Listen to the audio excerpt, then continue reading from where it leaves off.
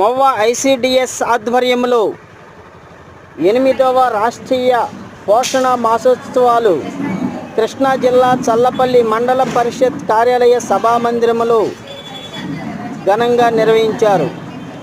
ఈ కార్యక్రమంలో ICDS PD M Rani, CDPO Prasanna Vishwanath, MPP Radhika, market yard chairman Kanakadurga, Swachhandhra director Nagamani, MRO Vanajakshi, MPDO office AO Sheikh Ataullah,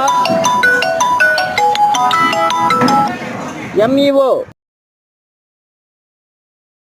తినేవాళ్ళం. అయితే తోడుపెట్టిన అన్నం, లేకపోతే ఇడ్లీ. పిల్లలు మరీ బలహీనంగా ఉంటే ఒక కుడుము అని చేసేవాళ్ళు, ఆయిల్ కుడుము. నేను సన్నగా ఉండేదాన్ని పెళ్ళికి ముందు, ఎంత తిన్నా ఒళ్ళు రావట్లేదని మా అమ్మగారు అది చేసి నెయ్యిలో ముంచి పెట్టేవారు. అది అసలు ఆరోగ్యపరంగా కూడా చాలా మంచిది. ఆడపిల్లలకి వెన్ను గట్టిపడి డెలివరీ టైంలో కానీ పిల్లలు పాలిచ్చేటప్పుడు కానీ బలహీనం అవ్వకుండా ఉంటారట. అసలు మనం అది మర్చిపోయాం. చాలా వరకు టైం ఉన్నా కూడా రుబ్బుకోవడం కూడా మర్చిపోతున్నాం. పిండి బద్దకిస్తున్నాం అన్నమాట. బద్దకించేసి అవి కూడా బయట తెచ్చుకుంటున్నాం.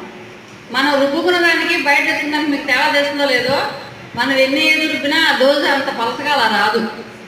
అలా వస్తుందంటే ఏదో దాంట్లో యాడ్ చేస్తారని అర్థం.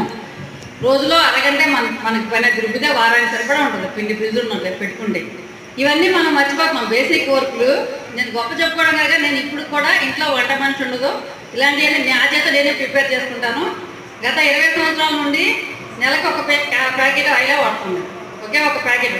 నేను మా హస్బెండ్ ఇద్దరం ఉంటాము. అంతకు మించి ఆయిల్ వాడినాం. ఎందుకంటే మన నాలిక చాలా చెడ్డదనమాట. ఎంత టేస్ట్గా అలవాటు చేస్తే మళ్ళీ అంత టేస్ట్గానే కోరుతుంది అది.